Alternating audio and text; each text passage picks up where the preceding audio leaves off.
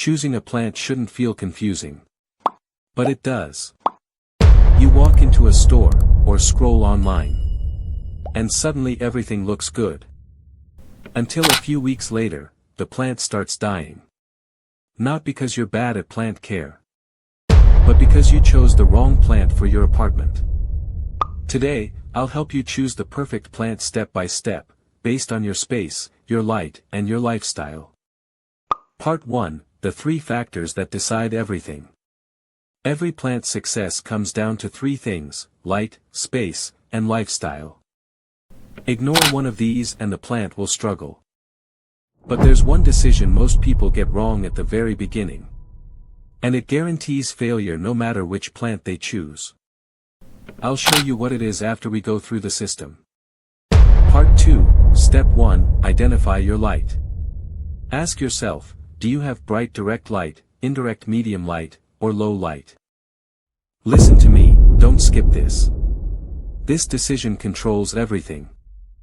For bright light, go with succulents or a rubber plant.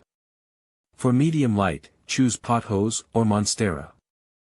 And for low light, stick to a snake plant or ZZ plant. In a moment, I'll show you why even if you pick the right light category, you can still choose the wrong plant. Part 3, Step 2, Understand your space. Is your space tight and compact, medium, or open? Look at a massive plant in a tiny room. See the problem? It swallows the space. The rule: small space needs vertical plants. Medium needs balanced plants. Open space needs statement plants. I once bought a large plant for a very small corner. It looked amazing, for one day. Then it felt like it was taking over the room. That's when I realized size matters more than the plant itself. Here's the mistake: people choose plants based on light only. But they ignore size and growth. Result: correct plant, wrong scale. The solution: match the light, the size, and the growth pattern. Next, I'll show you the one factor that most beginners completely ignore, and it's why plants die even in perfect conditions.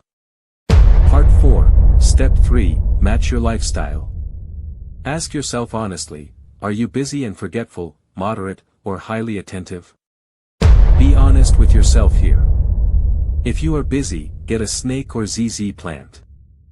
If your care is moderate, get a pothose. If you are highly attentive, you can handle ferns or calatheas. The missing factor is consistency. Even perfect conditions fail without consistent care. Bonus step: pet safety. If you have cats or dogs, always check if a plant is toxic before bringing it into your apartment. Safety first. Part 5, Solving the open loop. The biggest mistake is choosing based on appearance only. This plant looks nice. That's it. No consideration for light, space, or lifestyle. The result: short-term beauty, long-term failure. The solution: use the 3-step system every time. Part 6, The perfect match formula. If light, space, and lifestyle match, the plant succeeds. If even one fails, the risk increases significantly. Before buying any plant, ask, does this fit my real life? Not your ideal version. Your real routine. If you want to stop guessing and start choosing plants correctly, subscribe to the Urban Leaf. The right plant doesn't feel like work. It fits your space, your light, your rhythm. And when everything aligns, plants stop being a struggle and become part of your life. If this helped you choose smarter, leave a like. Next, how to repot plants without killing them. This is the Urban Leaf. Growing calm in small spaces.